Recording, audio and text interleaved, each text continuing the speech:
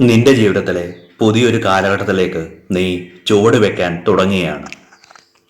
ഈ അടുത്ത നാളുകളിൽ യേശുവിനോട് കൂടുതൽ അടുക്കുവാൻ നിങ്ങൾ ചെയ്യേണ്ട കാര്യങ്ങളെക്കുറിച്ച് വെളിപ്പെടുത്തുന്നു.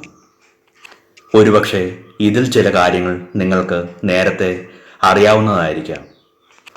അത് നിങ്ങൾക്ക് ഒരു ഉത്തേജനമാകും.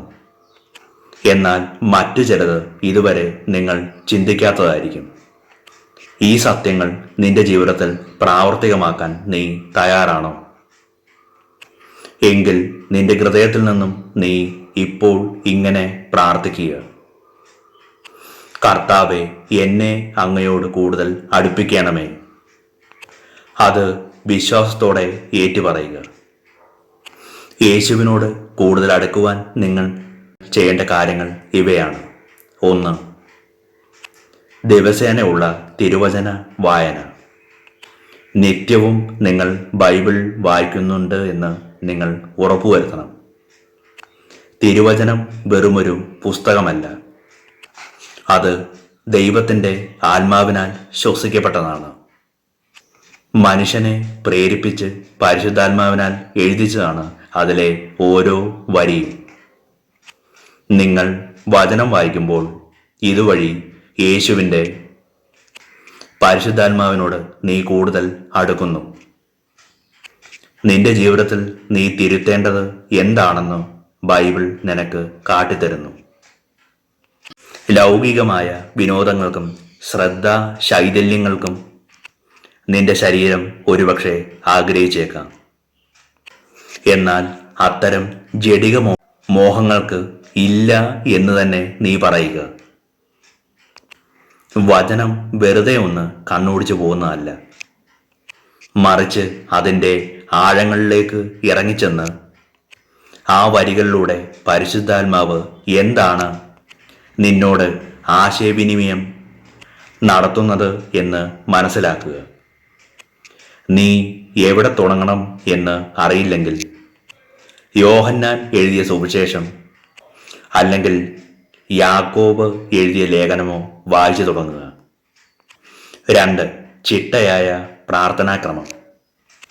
ദൈവത്തോട് കൂടുതൽ അടുക്കണമെങ്കിൽ വെറുതെ ഇരുന്നാൽ പോരാ. അതിനായി സമയം നീ മാറ്റിവെക്കണം. ആസൂത്രണം ചെയ്യുന്നതിൽ നീ പരാജയപ്പെട്ടാൽ നിനക്ക് പ്രാർത്ഥിക്കാനുള്ള ആഗ്രഹം ദൈവം നിനക്ക് നൽകും. പക്ഷേ പ്രാർത്ഥിക്കാനുള്ള തീരുമാനവും ചിട്ടയും നീയാണ് സ്വീകരിക്കേണ്ടത്. എല്ലായ്പ്പോഴും പ്രാർത്ഥിക്കുക എന്ന് വചനം പറയുന്നു. അതായത് നിന്റെ ജോലികൾക്കിടയിൽ, യാത്രകൾക്കിടയിൽ പോലും ദൈവത്തോട് നിനക്ക് സംസാരിക്കാം. എങ്കിലും ബാഹ്യമായ തടസ്സങ്ങൾ ഒന്നുമില്ലാതെ നീയും യേശുവും മാത്രമായിരിക്കുന്ന സമയം നിന്റെ ജീവിതത്തിൽ ഉണ്ടായിരിക്കണം. പ്രാർത്ഥനയില്ലാതെ ഒരു ദിവസം നിന്റെ ജീവിതത്തിൽ കടന്നു പോകുമ്പോൾ ഇന്നെനിക്ക് അങ്ങയുടെ ആവശ്യമില്ല എന്ന് ദൈവത്തോട് പറയുന്നതിന് തുല്യമാണ്. നമ്മുടെ സമയക്രമത്തിൽ പ്രാർത്ഥനയ്ക്ക് 1-ാം സ്ഥാനം നൽകുക. 3. കൂടുതൽ കാര്യങ്ങളോട് നീ അല്ല എന്ന് പറഞ്ഞു തുടങ്ങുക. ഇത് നീ ഒരിക്കലും ചിന്തിക്കാത്ത ഒന്നായിരിക്കാം. സമയം നീ ക്രമീകരിക്കുക. എല്ലാ നല്ല കാര്യങ്ങളും ഒരുപക്ഷെ ദൈവികമായ കാര്യങ്ങൾ ആവണമെന്നില്ല. മറ്റുള്ളവരെ പ്രീതിപ്പെടുത്താൻ വേണ്ടി എല്ലാവിധ ഉത്തരവാദിത്തങ്ങളും ഏറ്റെടുക്കരുത്. ഇത് നിങ്ങളെ മാനസികമായ വളരെ സമ്മർദ്ദങ്ങളിലേക്ക് നയിക്കുകയും യേശുവിനോടുള്ള നിന്റെ ബന്ധത്തെ തടസ്സപ്പെടുത്തുകയും ചെയ്യുന്നു.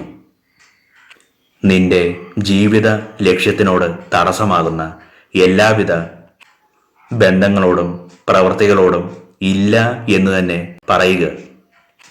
ഇല്ല എന്ന് തന്നെ നീ പറയാൻ പഠിക്കുക. എങ്കിൽ മാത്രമേ പ്രധാനപ്പെട്ട ചില കാര്യങ്ങളോട് നിനക്ക് അതെ എന്ന് പറയാൻ സാധിക്കൂ. ശാന്തമായ ജീവിതശൈലി പരിശുദ്ധാത്മാവിൻ്റെ സാന്നിധ്യം തിരിച്ചറിയാൻ നിന്നെ സഹായിക്കും.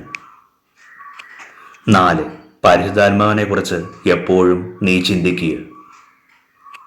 ഈ സ്വഭാവം നിങ്ങൾ വളർത്തിയെടുക്കുക. നിങ്ങൾ എന്തു ചെയ്താലും അത് യേശുവിനു വേണ്ടി ചെയ്യുന്നത് പോലെ ചെയ്യുക. നിന്റെ പെരുമാറ്റത്തിലും വസ്ത്രധാരണത്തിലും നീ സ്വർഗരാജ്യത്തിൻ്റെ പ്രതിനിധി ആണെന്ന ബോധം നിനക്കുണ്ടായിരിക്കണം. നിന്റെ ചിന്തകളെ നീ തന്നെ നിയന്ത്രിക്കണം. സത്യമായതും പവിത്രമായതും ഉത്തമമായ കാര്യങ്ങളെക്കുറിച്ച് ചിന്തിക്കാൻ വചനം നിന്നെ പഠിപ്പിക്കുന്നു. ദൈവത്തിൻ്റെ ആത്മാവ് നിന്റെ കൂടെ ഉണ്ടെന്നുള്ള ബോധ്യം നിന്റെ ജീവിതശൈലിയെ തന്നെ മാറ്റും. ആ രാജകീയ സാന്നിധ്യം നിന്റെ മേൽ ഉണ്ടെന്ന് നീ ഓർക്കുന്നത് നിനക്ക് വലിയ ബലം നൽകും. 5. പരിശുദ്ധാത്മാവ് നിന്നോട് സംസാരിക്കുമ്പോൾ ഉടൻ പ്രതികരിക്കുക. അതായത് ദൈവത്തിൻ്റെ ആത്മാവിനെ നീ ഇവിടെ അനുസരിക്കുകയാണ് ചെയ്യുന്നത്.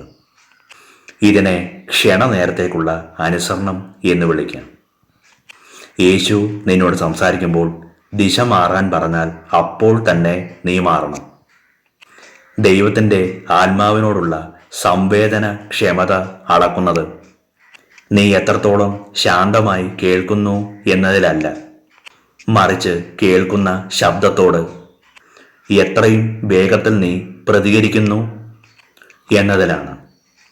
ദൈവത്തിൻ്റെ ആത്മാവ് ഒരു പ്രേരണ നൽകുമ്പോൾ അത് ഉടൻ നിന്റെ നിത്യജീവിതത്തിൽ പ്രാവർത്തികമാക്കുക.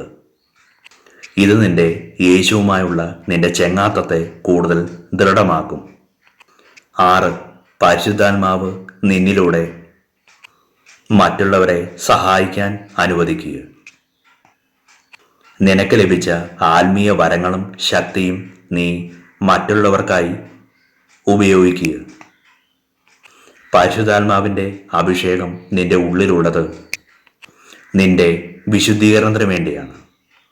എന്നാൽ ആ അഭിഷേകം നിന്റെ മേൽ വരുന്നത് ദൈവികമായ പ്രവൃത്തികൾക്ക് വേണ്ടിയാണ്. രോഗികളെ സുഖപ്പെടുത്താനും വചനം പ്രസംഗിക്കാനും ആത്മാക്കളെ നേടാനും നീ പരിശുദ്ധാത്മാവിനെ അനുവദിക്കുക.